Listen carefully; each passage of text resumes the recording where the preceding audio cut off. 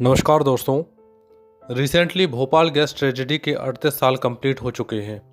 2 दिसंबर 1984 की रात को एक पेस्टिसाइड बनाने वाली कंपनी यूनियन कार्बाइड में जहरीली गैस मिथाइल आइसोसाइनाइड के रिसाव ने हजारों लोगों को मौत की नींद सुला दिया। आज इस खबर की चर्चा हम इसलिए कर रहे हैं क्योंकि हाल ही में कतर की सरकार द्वारा फंड किए जाने वाले अखबार अल जजीरा ने एक खबर प्रकाशित की है जिसमें खुलासा किया गया है कि भारत में बैन किए जाने के बाद भी यूनियन कार्बाइड कंपनी 14 साल तक अपने प्रोडक्ट्स को इंडियन मार्केट में बेचती रही। इस ट्रेडिंग में भारत की सरकारी कंपनीज भी इन्वॉल्व थीं। हालांकि अल जजीरा अपनी एंटी इंडिया एक्टिविटीज़ के कारण भारत में कई बार बैन किया जा चुका है, फिर भी खबर को वेरीफाई करने के लिए अखबार द्वारा कुछ फैक्ट भी प्रस्तुत किए गए हैं। खबर को डिटेल से जानने के लिए आपको अल जजीरा के उसी न्यूज़ आर्टिकल पर ले चलते हैं। दरअसल 2 दिसंबर 1984 को हुई इस गैस ट्रेजेडी के बाद भोपाल कोर्ट ने यूनियन कार्बाइड के सीईओ वॉरेन एंडरसन को भगोड़ा घोषित कर दिया और यूनियन कार्बाइड समेत इसकी सभी सब्सिडियरी कंपनीज और प्रोडक्ट को इंडिया में बैन भी कर दिया गया। भारत में बैकडोर से एंट्री करने के लिए यूनियन कार्बाइड और इसकी एसोसिएट्स कंपनी ने इंडिया, यूएस और सिंगापुर में फर्म्स बनाई। कंपनी के इंटरनल रिकॉर्ड में यूनियन कार्बाइड कंपनी के एम्प्लॉय इन फर्म्स को फ्रंट और डमी कंपनी कहते थे। ये फर्म्स इंडियन कस्टमर से यूसीसी के बिहाफ में ऑर्डर लेकर प्रोडक्ट को रीलेबल करके कस्टमर तक पहुंचाते थे। सप्लाई किए जाने वाले प्रोडक्ट्स में टेलीफोन केबल से लेकर पेंट्स तक होते थे।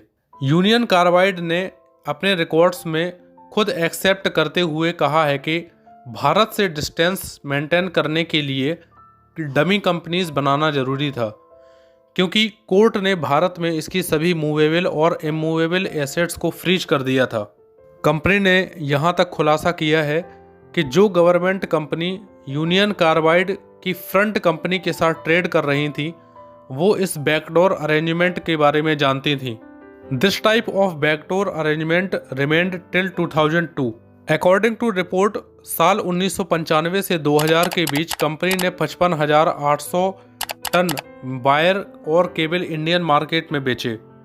साल 1999 में ही कंपनी ने $24 मिलियन के प्रोडक्ट इंडियन मार्केट में सेल किए। ईयर 2002 में अमेरिका की एक जायंट कंपनी डाउ केमिकल ने यूनियन कार्बाइड के सभी एसेट्स को 9.3 बिलियन यूएस डॉलर में खरीद लिया।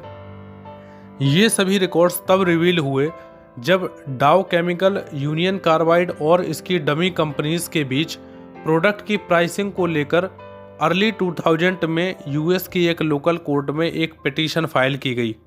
इस पिटीशन में इन कंपनी के बीच रिलेशंस को एविडेंस के तौर पर प्रस्तुत किया गया। यूनियन कार्बाइड के बैकडोर अरेंजमेंट को समझने के लिए इसे और सिंप्लीफाई करके देखते हैं। 2 अक्टूबर 1984 को भोपाल में गैस इंसिडेंट के बाद डिस्पाइट ऑफ प्रोटेस्ट कंपनी के प्रोडक्ट इंडिया में सेल होते रहे, लेकिन बढ़ते प्रोटेस्ट के बाद अक्टूबर 1987 में यूनियन कार्बाइड के एक फॉर्मर एम्प्लॉय ने बीजा पेट्रोकेमिकल कॉरपोरेशन के नाम से एक फर्म बनाई। साल 1999 में इसका नाम बदलकर मेगा बीजा मार्केटिंग एंड सॉल्यूशन कर दिया गया। यूनियन कार्बाइड ने 14 नवंबर 1987 को बीजा पेट्रोकेमिकल के साथ एक एग्रीमेंट साइन किया। इसका काम यूनियन कार्बाइड के प्रोडक्ट को इंडिया में सप्लाई करना था। In next few years union carbide ने अपनी एक नई सब्सिडियरी फर्म भी बनाई जो अमेरिका के डेलवेयर में कार्बाइड एशिया पैसिफिक के नाम से जानी जाती है। इसने धीरे धीरे कार्बाइड ईस्टर्न के ऑपरेशंस को टेक ओवर करना शुरू कर दिया। कार्बाइड ईस्टर्न वही कंपनी है जिसे भोपाल गैस इंसिडेंट में अक्यूज्ड बनाया गया।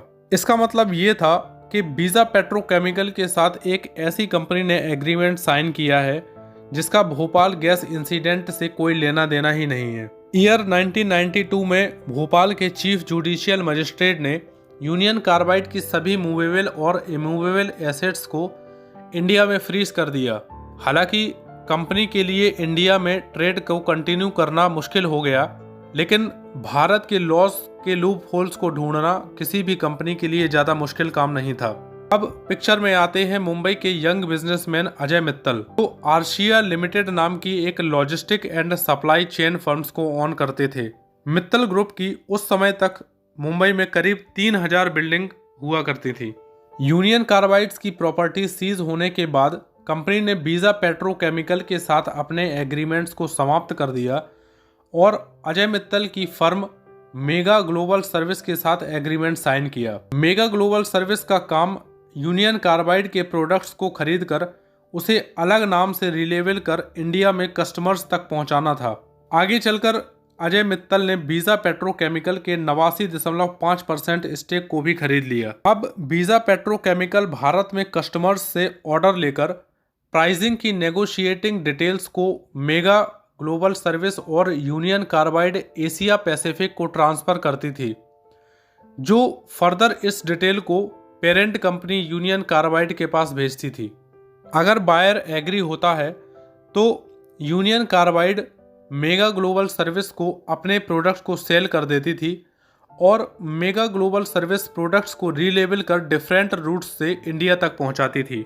इस बैकडोर अरेंजमेंट में गौर करने वाली बात यह है कि भले ही प्रोडक्ट यूनियन कार्बाइड के वेयर हाउस से ओरिजिनेट हुआ है, लेकिन डॉक्यूमेंट्स में उसका नाम कहीं भी नहीं है। इन सब के लिए अजय मित्तल की मेगा ग्लोबल सर्विस को हैवी कमीशन दिया जाता था। साल 1998 में मेगा ग्लोबल सर्विस को रिप्लेस करके मेगा बीजा सॉल्यूशन प्राइवेट लिमिटेड के साथ एग्रीमेंट साइन किया गया।